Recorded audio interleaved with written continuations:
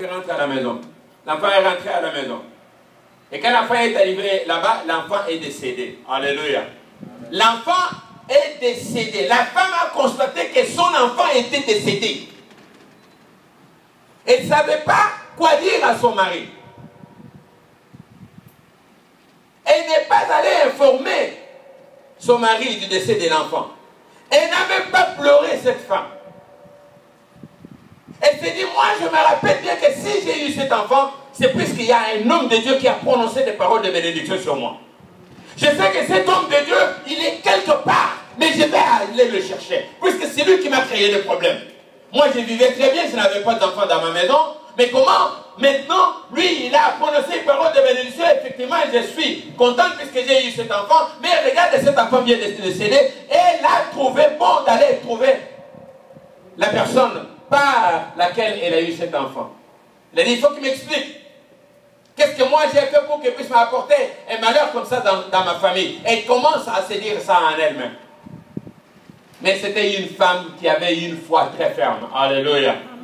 Et c'était une femme qui ne pouvait pas pleurer devant ce problème-là de décès. Qui ne pouvait pas se décourager puisque son enfant était mort. Il dit, mais si cet enfant a eu la vie, c'est sûr que la personne par laquelle cet enfant a été né dans ma famille, cette même personne pourra prononcer encore des paroles qui pourront faire survivre mon enfant. Alléluia, bien-aimé. Et qu'est-ce qui s'est passé? Si vous allez un peu plus loin, la Bible dit ceci, que cette femme, elle est arrivée et son mari lui a posé la question. On va un peu plus loin, au chapitre 5.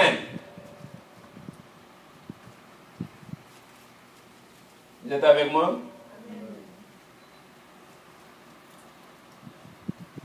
Au chapitre 5.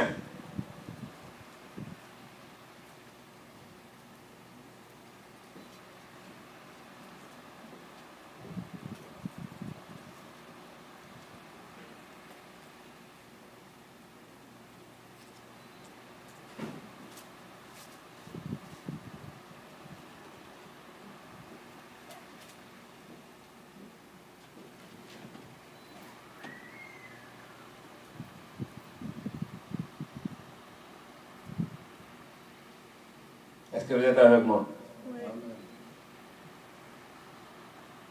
On va revenir au chapitre 4 pour cette partie-là.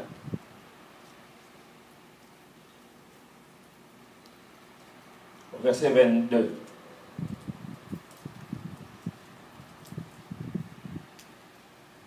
Vous avez trouvé le verset? Chapitre 4, verset 2, au chapitre 4, verset 22. Elle appela son mari et dit, envoie-moi, je te prie, un de tes serviteurs et une de tes ânesses. Je vais aller en hâte vers l'homme de Dieu et je reviendrai.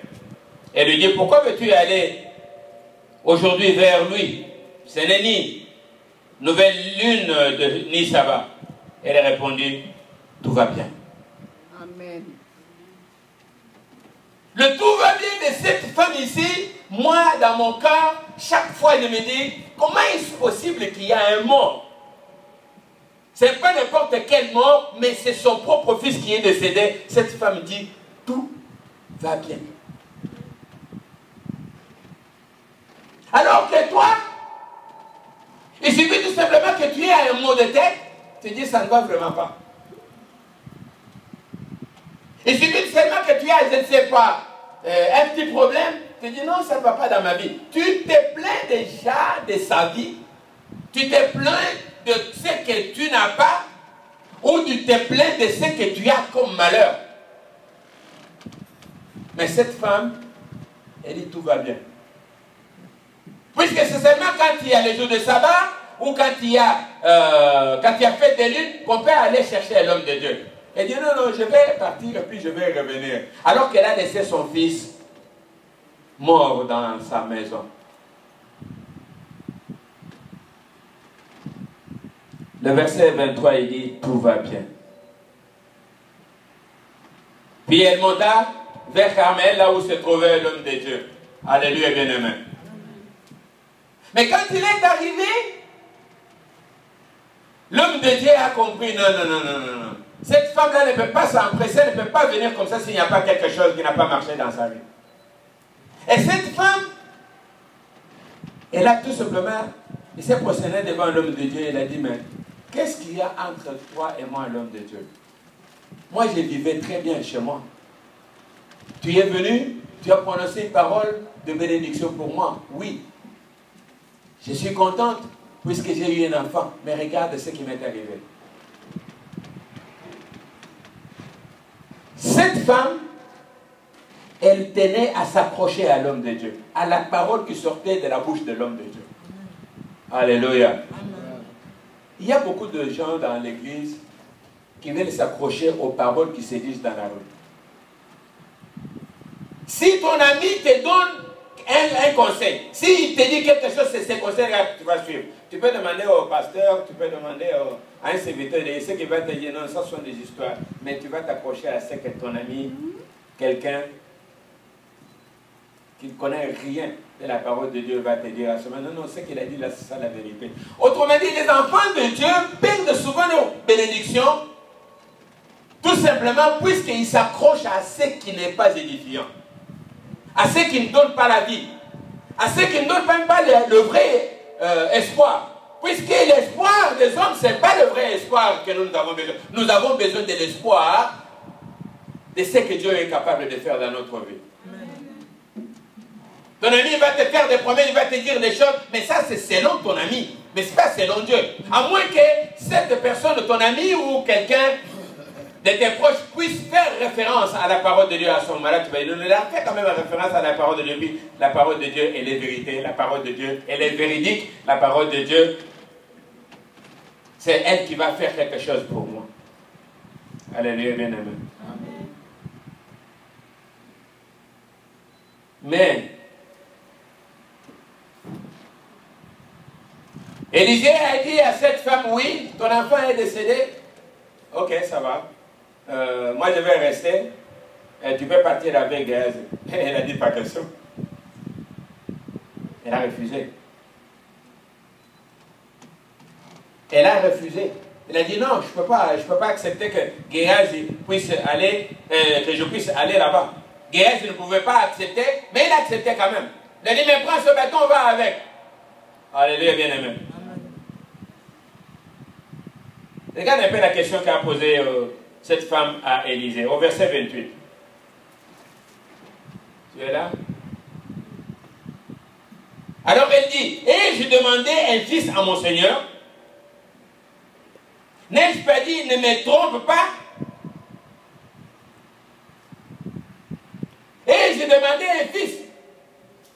Quand vous êtes entrés chez moi, je vous ai donné à manger. J'ai préparé une chambre haute pour vous. Je vous ai nourri chaque fois que vous passiez par Sunem. Est-ce que j'ai demandé quelque chose en contrepartie? J'ai demandé un enfant? Pourquoi vous m'avez trompé? Vous m'avez donné un enfant? Il a fait mon bonheur pour 20 ans. Mais maintenant, mon enfant est mort. Alléluia, bien-aimé. Cette femme avait une véritable douleur dans son cœur. Cette femme souffrait atrocement.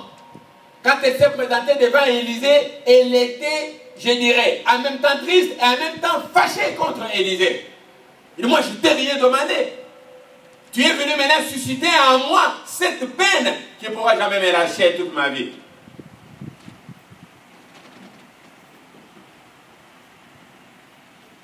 Et Élisée dit à Géhazi, c'est un terrain, prends mon bâton dans ta main et pars. Si tu rencontres quelqu'un, ne le salue pas.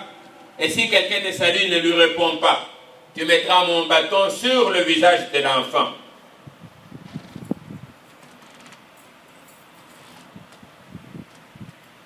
Élisée dit à Géhazi d'aller faire ce travail-là.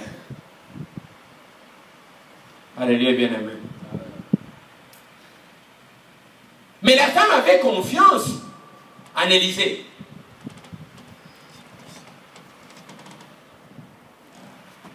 Elle pouvait accepter que Géhazi parte avec le bâton. Oh! Elle s'est dit, mais ce n'est pas le bâton qui fait quelque chose. Alléluia. Le bâton pouvait faire d'autres miracles. Mais Dieu non, non.